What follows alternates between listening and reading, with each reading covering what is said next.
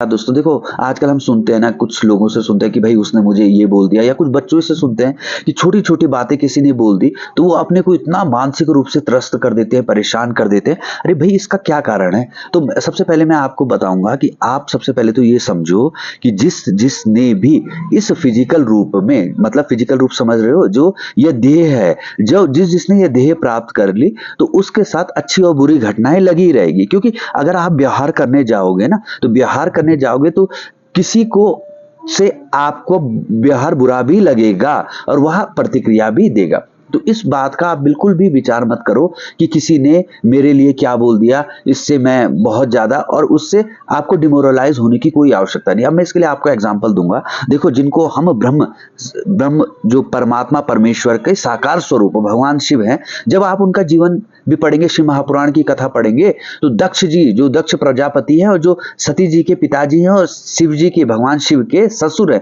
उन्होंने जो यज्ञ किया है वो किस लिए किया है? भगवान शिव को, शिव की मतलब एक प्रकार से उनको इंसल्ट करने के लिए वो यज्ञ कर रहे हैं। समझ रहे हैं आप कि भाई जो परमात्मा हैं, जो परम पिता ब्रह्म के, निराकार ब्रह्म के जो साकार स्वरूप है, उनको भी आप देखो, उनको भी कष्ट सहने पड़े ना। अब भाई उनके प्रति भी किसी की भावना खराब रही, और वो कोई और नहीं, उनके ससुर जी थे। तो भाई देखो, और दूसरा हम उदाहरण देखते हैं कि भगवान कृष्ण के जीवन में आप देख लो, भगवान कृष्ण दुर्योधन को समझाते रहे, वो समझा नहीं समझा, बल्कि वह तो भगवान कृष्ण को बीड़ियों से जकड़ने लग गया था। तो इसका मतलब क्या है कि जिसकी बुद्धि कुबुद्धि हो चुकी है ना, वह नहीं समझेगा। लेकिन आपकी महानता उससे साबित नहीं होती कि किसी ने आपको गाली दे दी। आपकी महानता आपके कर्मों से साबित होगी। भगवान शिव की जो आज पूरी ब्रह्मांड उनको भगवान शंकर की आराधना का कारण है कि जो उनकी परोपकार की जीवन है, परोपकार में जिन्होंने, जब देवता भाई समुद्र मंथन में भागे, अपने अपने मतलब कि हम रत्न पाएंगे, हम जो समुद्र मंथन करेंगे, और जब जहर निकला ना, तब सब रोने लग गए कि क्या हो गया। तो भगवान शिव जो है उन सबके उस जहर को पी दिया, हलाहल को पी लिया, और विश्व की, ब्रह्मांड की रक्षा की।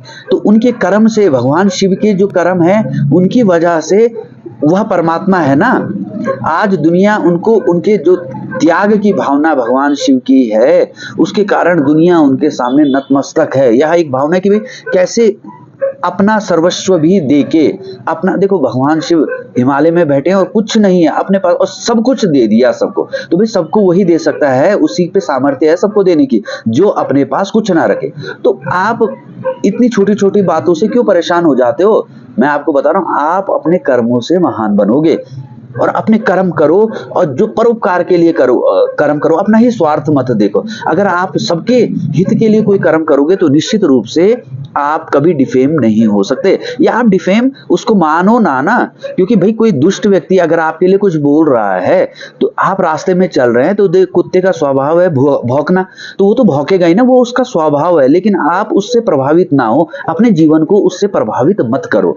आपका उद्देश्य यह होना चाहिए कि मैंने जो सबके हित के लिए काम करना है, बस। उसके अलावा आपको कुछ सोचने की जरूरत नहीं, कौन क्या बोल रहा है उससे प्रभावित नहीं होना, और छोटी छोटी बातों से अपने को परेशान करके आप बड़े लक्ष्यों को प्राप्त नहीं कर सकते। क्योंकि आपका जो जीवन है वह बहुत, हर किसी के जीवन का मतलब उतना ही महत्व, प्रत्येक व्यक्ति के जीवन को, प्रत्येक व्यक्ति को अपने जीवन को आनंद से जीने के लिए की कोशिश करनी चाहिए कि अपने जीवन को बेस्ट कैसे जिए। और जो हमारे संगी साथी हैं, जो हमारे संपर्क में लोग हैं, जो हमसे जुड़े हुए हैं, या जो भी हमारे साथ हैं, जिनका भी हम सहयोग कर सकते हैं, उनके सहयोग करना चाहिए। ऐसी छोटी छोटी बातों से मन में लगा के महान नहीं बना जाता। आप देखो भगवान राम के जीवन में देखोगे, तो आप देखोगे कि कितने संघर्ष किए उन्होंने जीवन भर। तो देखो, संघर्ष से ही व्यक्ति महान बनता है। और जो संघर्षों से डर जाएगा, अगर आप छोटी छोटी बातों पे उलझ जाओगे ना कि किसी ने मुझे क्या कह दिया, अब तो मैं इसको जब तक बताऊंगा नहीं, तब तक तो आपके जीवन का उद्देश्य भी उलझ जाएगा।